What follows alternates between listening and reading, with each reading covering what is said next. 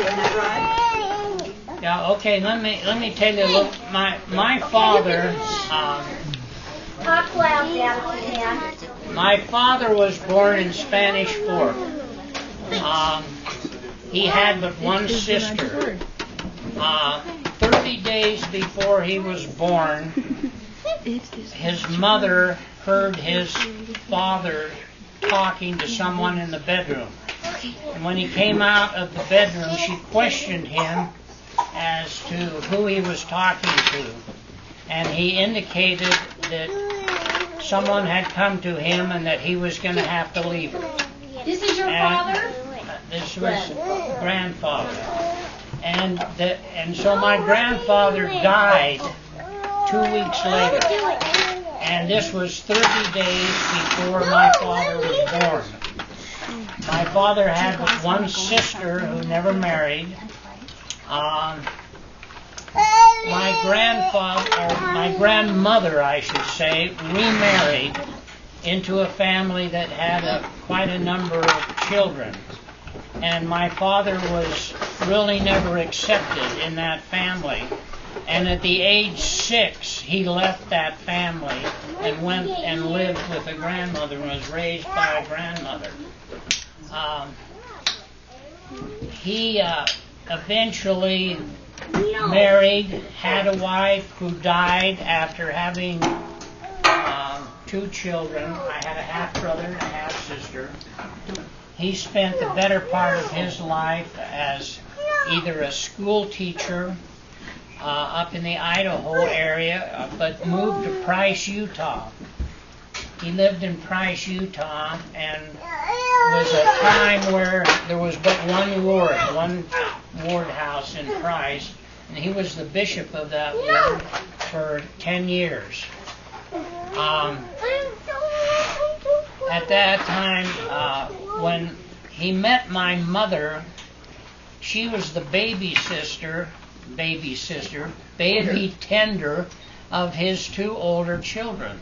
And by that time, he had moved to Provo. He married my mother, and they moved to Price, Utah. He was fairly well off in Price, Utah. He had his own men's clothing store. He was vice president of Spokoff Meat and Packing Company. Was the bishop of the ward, on the school board, all of these things. Chose to come to Salt Lake, and this was right in the heart of the Depression. So he sold everything, moved to Salt Lake, and put his money in the Sugar House Bank. And you've heard of the instances of where banks would close and people would lose their money. And that's what happened to my father. He lost. It was the Depression. The Depression, that's right. And it was in the year of 1930 that this happened. I was born the year after in Salt Lake. I was the only one of my mother and father's children that was born in a hospital. All the rest were born at home with a midwife, without a doctor. And my father never really recovered financially from losing all of his money at that particular time of his life. When I was born, my father was 56 years old. My mother was 43. And I sort of grew up having the feeling almost being of just a single child. I had 2 older brothers and a sister. My sister, I still remember living at home a little bit, but my brothers were long gone by that time. So I look back and I feel like I was raised by grandparents. Like Marge mentioned, I can always remember my mother with gray hair and my father, an older person, and kind of out of the prime of their life, so to speak, by the time I can remember. We lived very frugally. We did not go on fancy vacations, or there was a period of time where my father didn't even own a car. So it's a situation that I didn't realize how poor we were until I was an adult and was married and would go back and look at the neighborhood that I grew up in and kind of reflect upon, growing up in that period of time and the association I had with people. When I was 19, I got called on a mission. You didn't tell that your father was a bishop again for another 10 years. 11 years. He was a bishop of the South 20th Ward for 11 years. And this was the first ward in the church that they had divided a ward. In other words, where he was the bishop of the South 20th Ward, the other bishop was the bishop of the North 20th. And they shared the same church house. That shared the like same. Like we do nowadays. Like we but do up now. to that point, It never happened one bishop before. with one church house. It never happened. And interestingly enough, the bishop of that other ward house was eventually the patriarch of the church. What was his first name? Smith. Needless to say. But a different name. But anyway. Was this the same time where he was the bishop at the same time as your brothers? No. Well, eventually, the second time around, my two older brothers became bishops and had a write-up in the church newspaper and so forth that this was the first time where a father and two sons were all bishops at the same time. So this happened in his experience there. I grew up on the avenues, and there was a lot of general authorities in my ward that I grew up in. In fact, one of my older brothers, he was the home teacher and eventually the bishop of President McKay. And that would be a challenging experience to go as a home teacher to the prophet, to the president of the church at that. Who was? That was Kenny, my brother Kenny. My goodness. Same type of thing. When I was called to go on a mission, when I was age 19, just prior to that, I went to San Mateo Junior College and lived with one brother and went to school down there. But I had been out 14 months when my dad died. And at the time I went on my mission, Marge and I had dated for how many years? Well, by the time we married, it was almost 5 years. And so we got engaged, which doesn't happen too often nowadays. But we got engaged when I went on my mission. And I say I'd been out 14 months when my dad died. And it was interesting, when I said goodbye to my dad, I knew he would not be there when I got back.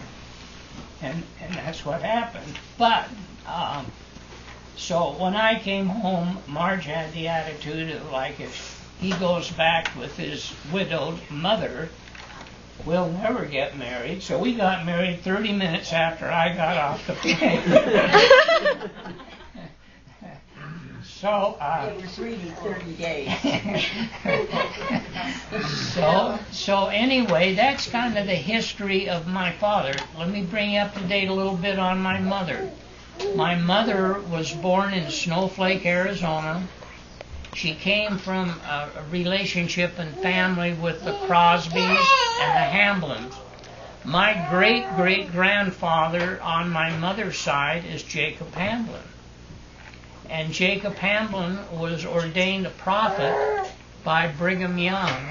He was not a member of the quorum, but prophet mean an apostle. An apostle, thank you. Right. An apostle. Hamblin, a prophet? Wow. I remember that.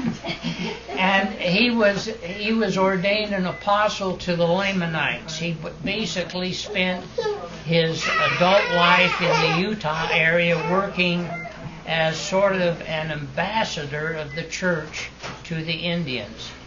He came out in 1857 he stayed back in Nauvoo building wagons, and particularly wagon wheels, to help the saints leave that particular area to come over to Utah. When he arrived over here, he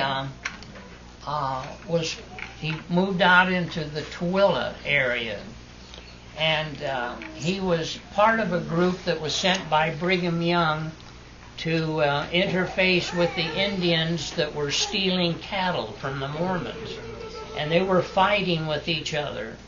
And he had the experience in his life where he was all ready to kill an Indian. He had him in the sights of his rifle, and the words came to him in his mind that if he would never take the life of a Lamanite, that they would never be able to take his life. So he didn't pull the trigger. He didn't kill the Indian. And so what happened as he became, I say, the ambassador to the church, to the Indians, he would go into councils with these Indians where none of the Mormon men would go with him. They were too afraid of the Indians. But because of this feeling that had been given to him, he felt comfortable in doing that. He was really kind of an early pioneer. He discovered the Virgin River down there around the St. George area. He became a polygamist. He had 4 wives. Which wife do we come under? The 4th one, but I can't think of her name. Okay. But anyway, that's a little bit of history on my mother's side. And both of my parents lived to about the same age, but there was a vast difference of 13 years between their actual ages. So that... How many brothers and sisters did Granny Stoker have? She had, 4 sisters. She had 2 die. I mean, there's probably about 10 children in that family. And One, Maud. What was Drank- Granny Stoker's name? Lois. Lois, Her one sister drank lye, killed her. as a little kid, you know. Yeah, they made their own soap Uh-huh. in those days. And they used lye. But, when I came home, Margie and I got married, and my mother lived in an apartment from that time on until she moved in with my brother in California. And I had to bring her back home in a private airplane. She had had a stroke down there, and put her in the Holy Cross Hospital and then in a rest home, and she died in a rest home. And so that kind of is the history of a very brief history of my folks. Unless you have any questions, I'll turn. How old was your mom how old were you when your mom passed away? I was 33. I wasn't on a mission that long, Rich. No, when your mom died. Your mom. I was born when you were 32, and she died when I was 1. Richard so. used to bite Grandma. Yeah, 33. Wow, Richard, nice job. I got lost in the question. How old were you when your mom died? I don't know. 33. 33. That's a good age. Should I stop it? Is it about today? How old was little your mother bit. when she died? Let's stop it. She was